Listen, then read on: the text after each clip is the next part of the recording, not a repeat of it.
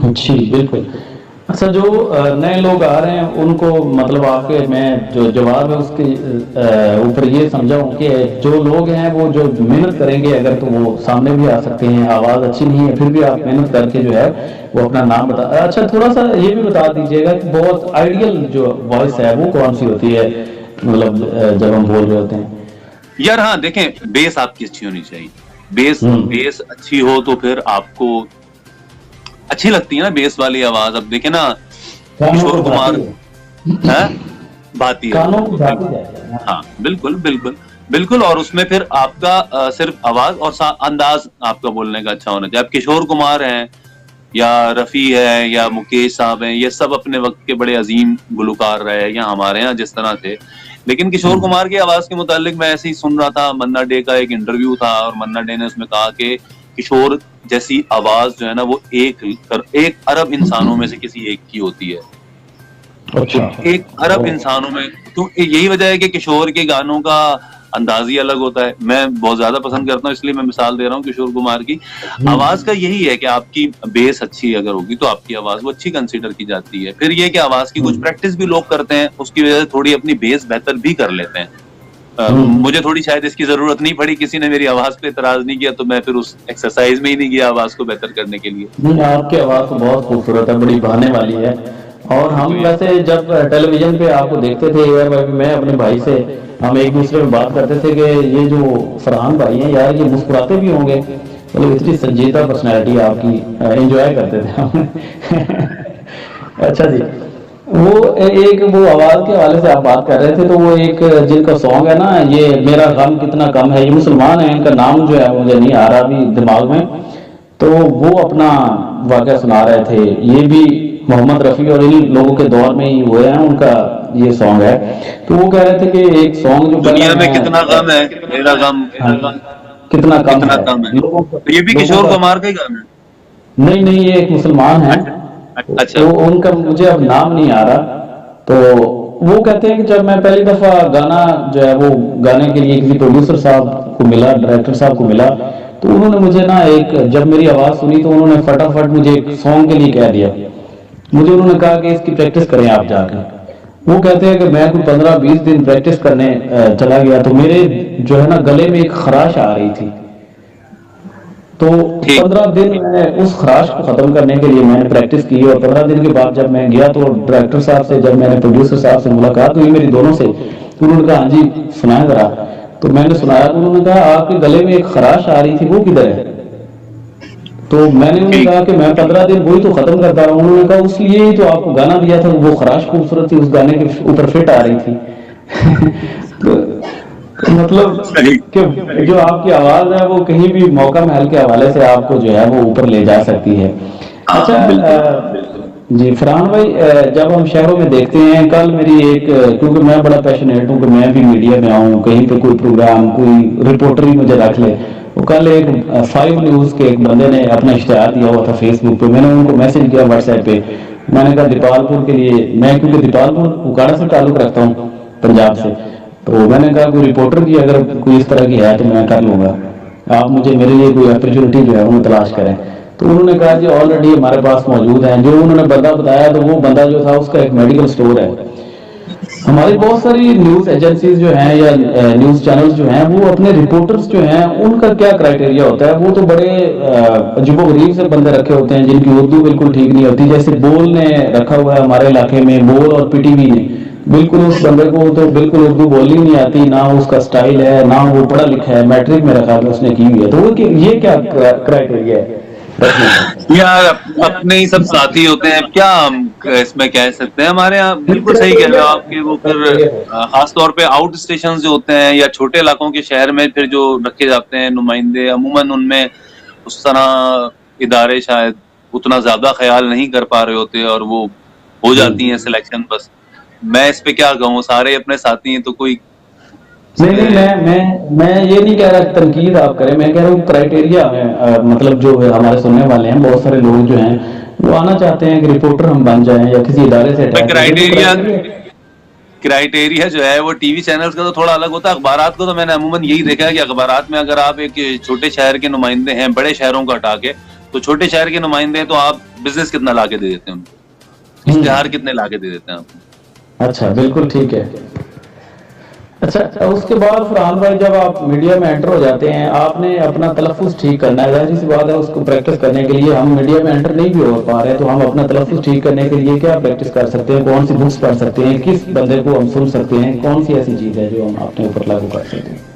यार ये देखे ना, वो इसमें फिर वही चीज है, कहते हैं there is no shortcut for experience. ठीक है, आपको टाइम लगाना पड़ता है। मिसाल के तौर पे अगर आप अखबार पढ़ें और बावाज़े बुलंद पढ़ें, ठीक है, आप अच्छा लहजा जो हो, अपने लहजे की खामियां इंसान को नजर आती हैं कि यार मैं जुमले के एंड में यहाँ पे जोर मार देता हूँ तो जरा उर्दू एक्सेंट मेरा थोड़ा बिगड़ जाता है, या मेरे ये लफ्ज जो है उनकी अदायगी ठीक नहीं है। एक चीज और देखें, हमारे यहाँ लफ्जों के गलत तलाफुज भी होते हैं, हमसे भी होते होंगे, हम भी सीखने की कोशिश करते हैं।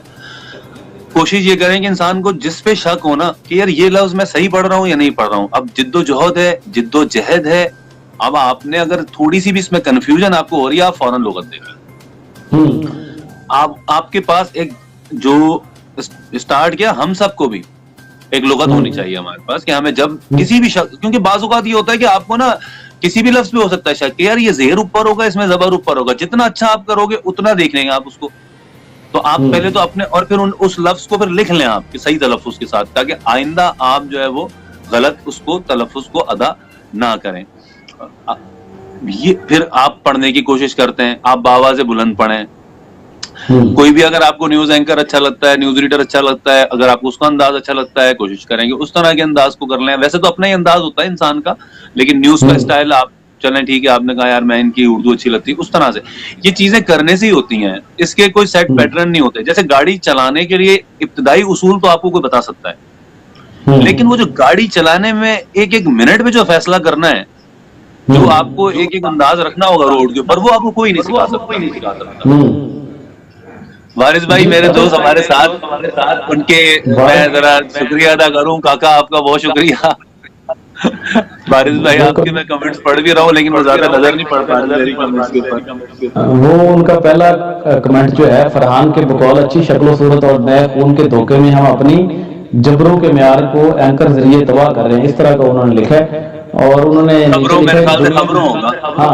खबरों जी, दुनिया में वो अगला कमेंट लिखते हैं कि दुनिया में जब तक एंकर नहीं बनता, जब तक वो अपनी 15 बरस की फील्ड रिपोर्टिंग नहीं कर लेता। ये उनके दो कमेंट्स थे। और उसके बाद भी उन्होंने आवाज के सूखी असरात के ऊपर बात की है। बिल्कुल सही कह रहे हैं आप वारिस भाई। मैं जरा वारिस भाई को ही जरा थोड़ा सा जवाब दे दूं कि बिल्कुल सही कहा है वारिस भाई ने। मैंने एक बल्कि आप ये देखें, जो चैनल हम देखते हैं, BBC, CNN, इन सब पे बैठे हुए जो एंकर्स होते हैं, वो फिर उन्होंने तो एक जिंदगी गुजारी होती है, फिर एक एज होती है, तो जाके वो स्क्रीन पर आते हैं। एक फिल्म है एंकरमैन। एंकरमैन आप फिल्म देखें, उसमें एक खातून होती हैं, वो रिपोर्टर होती हैं, रिपोर्टिंग में होती हैं वो। तो उसके बाद उनको चांस मिलता है एंकरिंग का। तो जिस दिन वो, और ये एक लोकल चैनल की कहानी है, एक सिटी चैनल है, उसकी कहानी है। और जब उस खातून को एंकरिंग का मिलता है ना मौका, तो समझ लें उसके लिए ईद का दिन था। वो इतनी खुशियां मना रही होती है कि जैसे जो है ना वो बहुत बड़ा कोई जो है कारनामा अंजाम दिया है। मैंने जब वो फिल्म देखी, मैंने कहा यार हम तो जो है वो इस चीज को इस तरह समझते ही नहीं है। हमें तो समझ लगता है कोई नहीं यार, कोई मसला नहीं है, एंकर बनना तो कोई ठीक। और कुछ हमारे चैनल्स ने भी कुछ यही किया है कि आप देखें, हमने एक बाकायदा, हमारे चैनल्स ने सारे सबने कुछ प्रोसेस एक नहीं डेवलप कर पाए हम कि चलो ठीक है, कोई अगर इस तरह आना भी चाहता है तो 4-6 महीने की कोई उसकी ट्रेनिंग हो। हमारे यहाँ कौन से दूसरे इदारे ट्रेनिंग करा रहे हैं यार, जो यहाँ पे हम इस पे शिकवा करें? हमारे यहाँ तो कोई इदारा भी अपने एम्प्लॉइज को उस तरह ट्रेनिंग नहीं कराता, तो क्या शिकवा करें? बस चल रहा है सब इसी तरीके से। अच्छा, बिल्कुल सही चल रहा है। जी जी। अच्छा फरहान भाई, बहुत सारे लोग जो है ना, उन्होंने इदारे बनाए हुए हैं ट्रेनिंग से। मुझे बात याद हुई, मैं करना चाह रहा था, मुझे बड़ा दुख था इस बात का। करने के लिए मुझे कोई जो है ना वो प्रॉपर शख्सियत नहीं मिल पा रही थी, लेकिन आज मौका भी है तो मैं वो बात करता हूँ। बहुत सारे लोग जो हैं वो कहते हैं कि how to become RJ and anchor person हमारे पास आए, फीस लेते हैं, और वो ये भी नहीं बताते कि हर बंदा एंकर नहीं बन सकता, हर बंदा रिपोर्ट जो है वो न्यूज कास्टर नहीं बन सकता, हर बंदा जो है वो उसकी प्रेजेंटेशन अच्छी नहीं हो सकती, वो लिखने वाला अच्छा हो सकता है। वो वहाँ पे सभी को एंकर बना के जो है ना वो फैला देते हैं, पैसे ले लेते हैं। फीस के हवाले से कौन से लोग जो है देखो मैं बताऊं आपको, भाई बात ये है कि वो जो क्वैक भी अगर कहीं बैठा हुआ होता है ना, तो वो अगर लोगों का नुकसान कर रहा है, जाली हकीम, तो जो लोग जा रहे हैं ना वो भी कुछ जिम्मेदार होते हैं उसके। ठीक है, बिल्कुल सही सही तो सही। हम सबको अपनी कैपेबिलिटीज का अंदाजा करके ये फैसला करना चाहिए कि मैं इस चीज की तरफ जाऊं या नहीं जाऊं। उनको फीस मिल रही है, आप जाएंगे, वो आपसे फीस लेंगे और उसके बाद वो आपको 3 महीने की ट्रेनिंग हो गई, उस 3 महीने में आपकी उम्मीदें इतनी बढ़ जाती हैं। उसमें बेहतर ये होता है कि मैं देखता हूँ बहुत से बाज़-औक़ात ऐसा भी हुआ है कि कुछ ऐसे मुझे लोगों ने भी कहा कि जो वो उनको मैं कुछ कह नहीं पाया, लेकिन वो एंकरिंग के लिहाज से उस तरह थी नहीं, मतलब जबान उर्दू या कह लो आप या लहजा उस तरह नहीं था। अब वो खुद रियलाइज कर लेना चाहिए इंसान को ना। ये ठीक है कि एक चार्मिंग प्रोफेशन भी है ये ठीक है कि ये एक वाकई बेहतर प्रोफेशन भी है कि आपको अल्लाह ताला रिस्पेक्ट भी दिलवाता है इसके जरिए कि आपको 4 लोग पहचानते हैं, आपकी रिस्पेक्ट भी होती है। हर शख्स का ख्वाब होता है कि ऐसी कोई उसकी जॉब हो, लेकिन उसमें यही होता है कि अगर मैं पायलट बनने का सोचूं तो अगर मुझ में कुछ 2 खुसूसियात भी पायलट के लिहाज से नहीं हो रिक्वायरमेंट्स की, तो मैं उस तरफ जाने की कोशिश नहीं करूंगा। मैं फिर अपने आप को देख के वापस हट जाऊंगा।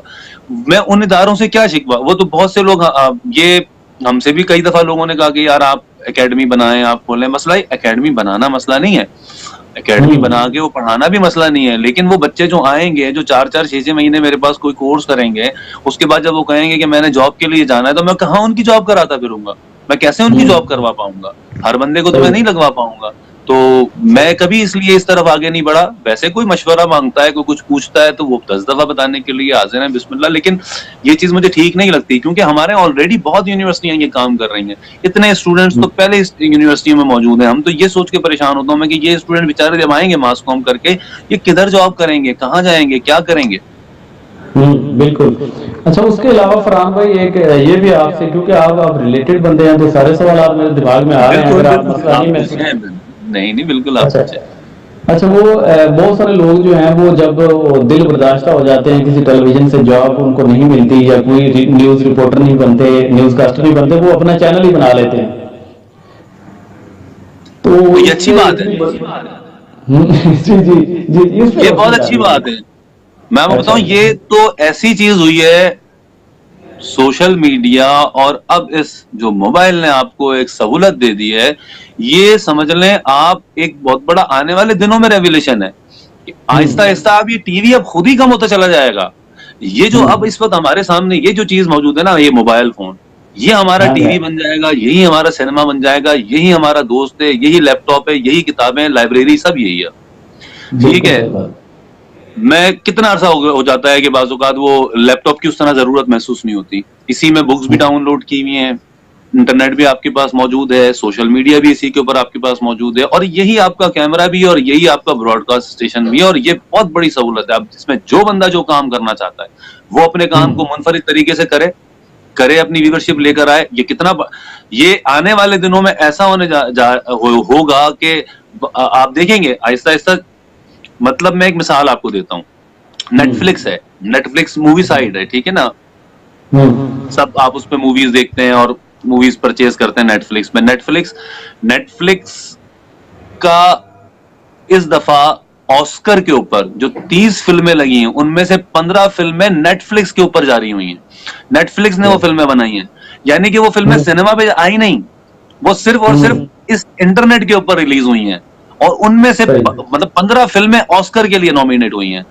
बड़े बड़े सीजन अब नेटफ्लिक्स वाले जो बना रहे हैं, इतनी बड़ी बड़ी कास्ट के साथ बना रहे हैं, ठीक है, और वो सिर्फ और सिर्फ मोबाइल आपके इस इंटरनेट पर आती है, ठीक है ना, इसका किसी चैनल से कोई ताल्लुक नहीं है, लेकिन वो एक पैरेलल मीडिया के तौर पे तो आगे बढ़ता चला जा रहा है ना।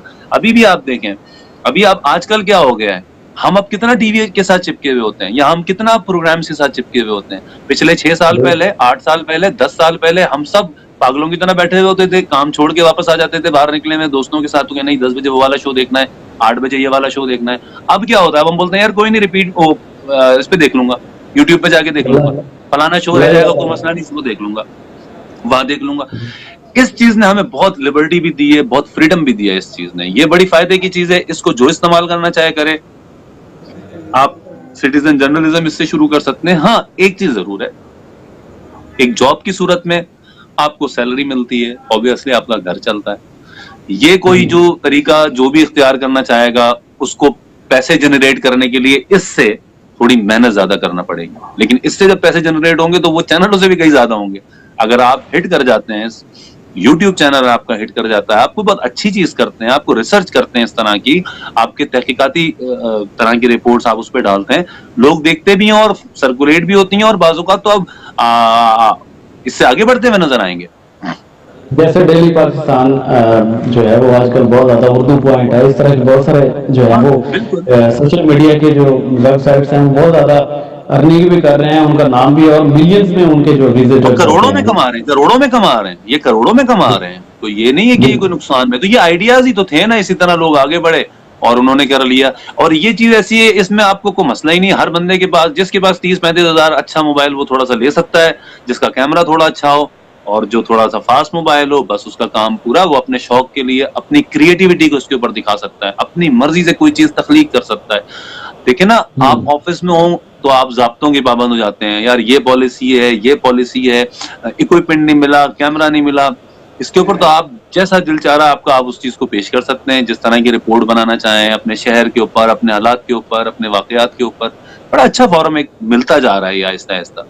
बिल्कुल, ये मैं तो इसका बड़ा शुक्रगुजार हूँ। मैं सोच भी नहीं सकता था, मैं बहुत सारे लोगों के साथ मेरी जान पहचान हुई है फेसबुक के जरिए। मैं इंटरव्यूज का सिलसिला जब स्टार्ट किया मैंने, तो बहुत सारे लोगों ने मुझे वेलकम भी किया, बहुत सारे लोगों ने मायूस भी किया। वो तो अलग बात है, प्रोफेशन में इस तरह की बातें आती रहती हैं। तो ये मेरी खुशकिस्मती है कि आज मैं अपने आइडियल एंकर के सामने बैठा हूँ और सवाल कर रहा हूँ।